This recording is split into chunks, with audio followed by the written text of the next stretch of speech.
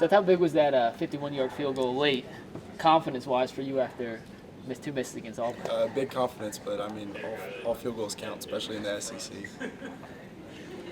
When you miss a couple, does the goalpost get a little narrower, or I mean, I'm sure it's easy for you to just slough it off, but for a golfer guy, after a couple of chili dips, they're all going to be chili dips. It seems like. Yes, sir. I just remind myself that it's the same 100 yards and that same uprights. Nothing changes.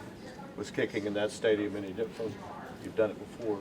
Yes, Is sir. it any different? I mean, it's Jerry's world. It doesn't get any better than that. Obviously, for a kicker indoors, you like that without having to fool with any of the weather, I'm guessing. Yes, sir. I do like that. Kicking Yeah. in the dome stadium, you don't have to worry about the wind. You can just hit a true ball. What do you have to think about or remind yourself of in those moments? So, I try not to think best I can. I just go back to my muscle memory and tell myself nothing changes, and I have full confidence in Connor and Brady. So they give me all the confidence in the world. does Braden do a good job keeping you loose? He definitely does. We keep it lighthearted. We have fun. Kicking and playing. What's your range? I mean, you nailed that. You still had a little extra to go.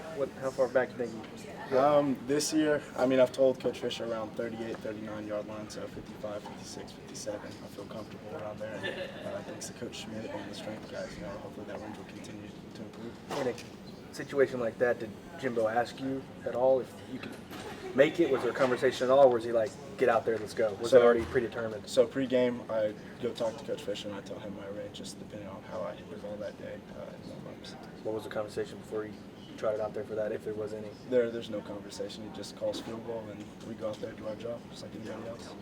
Is there any discussion when you go and tell him what your range is for that day on, does he ask you how you're kicking it? Were you, the intricacies of it, or is it just, that's it, and you go? We just keep it simple. He asks me what the range is, and that's what we go with. Until you miss it.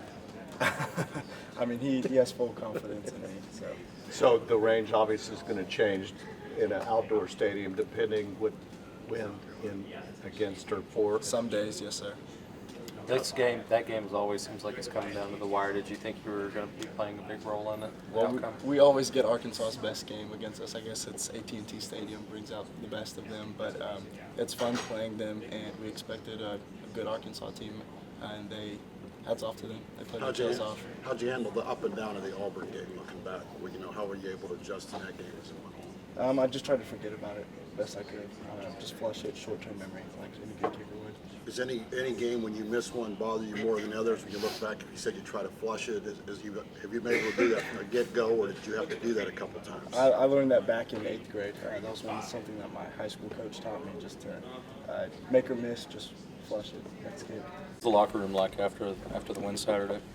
I thought it would be fun, but it was actually a little bit serious because Coach Fisher, he was happy that we got the win, but he just knew that we didn't play our best game and that we had a lot of things that we can get better at through this bye week. So it was just another reiteration that, what I'm saying, we're not done yet and we need to reload and keep the envelope moving, and keep getting better. So. It's kind of weird. It's the same story last year, right? You didn't play well in that game. Right. I actually got the same shot as Jimbo after y'all did the post game. He's just shaking his head. Same thing 2 years in a row, but then look what the team was able to do after that. Right. So how do you kind of use that as moving forward this year? Because you didn't play well, but then you ended up playing well the rest of the year. Yeah, Coach Fisher was saying that we were in the same position that we were last year. It was 2-2, and then we beat Arkansas. And it's a good feeling to win, but it's also another reiteration that we just need to keep getting better. And there's a lot of things that we could have done better in the game, a lot of personal fouls, a lot of fumbles and stuff like that we could have avoided to even put it away even earlier in the game. So those are things that we can get better at this offseason, get our bodies healthy and recover, and keep it moving. So. How beneficial is this bye week, knowing that Alabama's the next week? Yeah, it's beneficial for sure. Alabama is a great team. You know what they bring when they come to the field and play. So this week, for us to get our bodies under us and reiterate the little things to get better at can be a great thing for us upcoming for Alabama. You talked about the personal fouls. I know you can't talk a lot about it, but I mean the one that you got. How difficult is that? How hard is it on a defender when you're going after a quarterback to sack him, but don't sack him too hard? It's so funny. When I was gonna sack him, he had the ball in his hands, and I closed my eyes for the sack, and then I realized that he threw it off, and then they threw the flag. I was like, man, it was so tight. Like, man, I can't even, as if I'm about to sack, I'm going to get the flag that comes like with it. But, it's just a part of the game nowadays. And you just got to keep fighting through it and just keep putting yourself in a position not to make those silly mistakes, even though they're a little bit unavoidable. But you just try to put yourself in the best position not to hurt the quarterback. So. You've been getting a lot of pressure on the quarterback, but the rest of the defense hasn't. So what do you think y'all have to do to get a better pass rush? We just got to keep moving forward and keep being ourselves, and not changing things too much, but just intensify the little things, have a more sense of urgency, just getting in better shape. You know what I'm saying, and in practice, just keying into what coach is teaching us, and just doing the little things better each and every day, and get our bodies right. So. I know it was hard to probably keep up the stat line y'all were throwing up there first 3 weeks, even against Clemson. You played so well. So don't take this bad. Is the defense taking a step back, though, the last 2 weeks? You've been giving up a lot of yards. I don't believe so. It's early in the season, you know what I'm saying? And, I believe the best is yet to come. And, we just got to take it one day at a time and keep getting our bodies strong, healthy, and keep locking into our fundamentals and our keys. And I believe we'll be just fine. So. Do you feel like you're still playing just as well as you were against Clemson in the first 3 weeks, Lamar and Texas State? I believe that every single day is a new opportunity for us to just keep getting better. And, we don't really worry about what we did against Texas State, against Clemson, against Lamar. Those are in the past. And I believe that just if we just take it one day at a time and just being the best version of ourselves every single day, I believe it will all work out. So Braden, with some of the mistakes that were made in that last game, how happy are you that you guys were able to pull it off and get the win? I wouldn't say we're extremely happy about the win. Obviously, a win's a win. That's a good thing for us. I just think we know that this week's a work week going into corrections and just getting stuff fixed for the following week. So there's definitely a lot we could have done better, but a win's a win, so we're not going to be disappointed with it. What do you think you need to work on special teams heading into Alabama? Well, coming off last week, that big return was my fault. I put a little bit in the middle of the field. So I think this week, especially with the return they have, we had a good returner. I started watching film on this morning.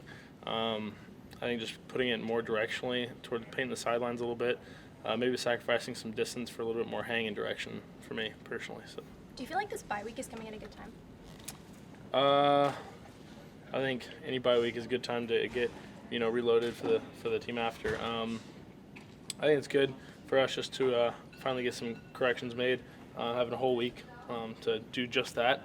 But it's still work week. It's not an off week for us. We just got to know that we got to have the entire week to actually work going into the next week.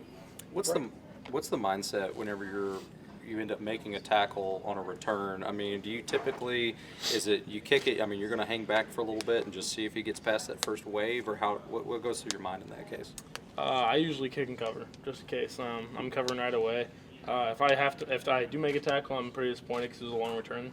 I'm never really excited to make a tackle, but yeah, I know that specific one. We've had like 2 or 3 return pretty far this year, and so that's my fault not putting it enough hanging direction on it. So I'm gonna try and get that worked on this week. How do you think your performance this year is compared to how you were at this point last year? I think they're different years for sure. This year we've had a lot more closer to the 50-yard punts, where you have to kind of put it inside the 20. Last year I think I just kind of let it fly a lot more. I had at this point last year I think I had 9 touchbacks, which is a lot. Right now I've got 2, and I also have like double the amount of inside the 20. So I think just our offense moving the ball up the field like further this year and having us more for those closer punts rather than the farther ones. We talked to you this offseason. You said you wanted to work on the short game. Do you feel like stats kind of show that's been improved, but also a lot of that's field position? Do you feel like you're getting better in that area? Definitely. I think that I kind of knew it was coming with our offense. I knew we were going to move the ball quite a bit, and if we do get stopped, it'll be more down the field than it would be backed up. So I feel like that came at a good time to work on its off season. I do think I've improved on it a little bit. I've still got some more stuff to work on. That very first punt of this Arkansas game, I could have put it a little further. I think it went to the 14. Could have been inside the 10. So we're going to talk with him later, but how big do you think it was for Seth to get that field goal? That was huge. We knew that was a big kid going into it, but he didn't make it any bigger than it needed to be. This week was, I know on Thursday we had a tougher week of practice, or a tougher day of practice for special teams. So coming out and making that kick, he just kind of calmed down and got back to what he was doing.